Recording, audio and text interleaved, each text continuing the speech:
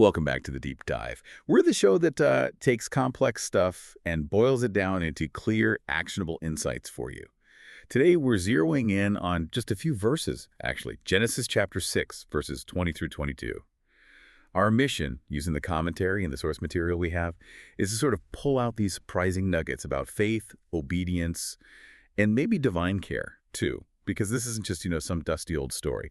It feels packed with insights about how big things get done and how belief really shows up in action. Okay, let's unpack this. Yeah, it's amazing how much depth you can find in just, 3 verses? There are definitely layers here. Absolutely. So let's jump in. First key detail. This is from Genesis 6, verse 20 in the source. It says, "Two of every kind of bird, of every kind of animal, and of every kind of creature that moves along the ground will come to you to be kept alive." Right, and what's really fascinating there, as the source highlights, is that key phrase, will come to you. Mm, Noah isn't tasked with this impossible job of, running around the globe collecting What animals. safari trip needed? Exactly. God orchestrates their arrival.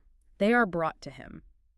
And this points to something bigger, I think. That sometimes when a huge task is given, maybe the necessary resources, the provisions, they're already part of the equation. They meet you there. That's a powerful thought. It really makes you wonder, doesn't it? How often do we feel like we've got to handle every single piece ourselves? When maybe, just maybe, there's an element of provision already moving towards us. Okay, so if God's bringing the animals, what's Noah's job then? That takes us straight to the next verse, Genesis 6:21. It says, "You are to take every kind of food that is to be eaten and store it away as food for you and for them." And suddenly, bam, you see this massive logistical challenge laid right at Noah's feet. He's not just a builder now. He's got to become, a quartermaster, planning a food supply for his family in this huge menagerie. For potentially over a year. Right. Likely for a very long time. And the source really emphasizes this. It's not just the big grand vision of the ark. Yes. It's this incredible attention to the practical stuff, the nitty-gritty details of survival. Yeah, and this really highlights that partnership idea we're seeing. Yeah. God handles the, let's be honest, miraculous part, bringing the animals. But Noah, he has the clear responsibility for feeding everyone. It's a real division of labor, a dynamic interplay. Like you said, God provides the who, Noah handles the what for sustenance. Which leads us perfectly to what the source material calls the absolute heart of this short passage. Yeah. Verse 22, Genesis 6, verse 22. "Noah did everything just as God commanded him." Simple sentence. Huge implications. It really is huge. The power is in that simplicity, isn't it? Everything. Just as commanded. It wasn't, 90% obedience. Or Noah saying, well, maybe we can tweak this part. It was total, complete, unwavering. No shortcuts. No shortcuts. And the source connects this so well to the New Testament, to Hebrews 11, verse 7. It says, "By faith Noah, when warned about things not yet seen, in holy fear built an ark to save his family." So that verse, Hebrews, it explicitly links Noah's actions building the ark directly to his faith. His faith wasn't just a feeling inside. Exactly. It was demonstrated. It was made real through what he did.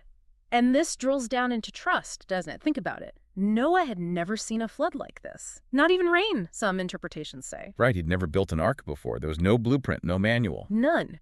Yet he trusted the command enough to follow it, meticulously. Down to the last detail, it forces us to ask, well, what does trust actually look like? Especially when you can't see the final outcome. Yeah. When everything seems maybe impossible or just completely unprecedented. And the practical side of this faith, as the source implies, it wasn't about big emotional highs or dramatic moments necessarily. For Noah, day to day was probably pretty mundane, right? Hammering nails, hauling timber. Shared so much food. Exactly. And caring for all those animals day after day after day, maybe for decades. That was his faith in action. That grinding, consistent obedience over the long haul. So when you pull all these threads together, the divine provision, Noah's responsibility, the total obedience, you really do get what the source calls this beautiful picture. It's a picture of working with God, isn't it? God brings the creatures, gives the plan. And Noah builds the ark, gathers the food. It's this active partnership. God initiates, provides the impossible. But human action, human obedience is absolutely essential to bring it about. It's a powerful model. It really is. And like with any knowledge, it's most valuable when we don't just understand it intellectually, but, see how it might apply. We'd invite you listening to just think about how these ideas might echo in your own life. So wrapping this up, what could this ancient story, these 3 verses, mean for you today? We've touched on God's surprising provision, the real weight of our own responsibilities, and the maybe quiet power of just doing the next right thing out of trust. Well, perhaps connecting this to the bigger picture.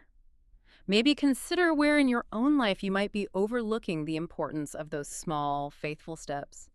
Maybe sometimes we get caught up thinking only the grand gestures, the big, visible results are what really count. That's a great point. So here's a final thought to chew on, building on what we've discussed from the source.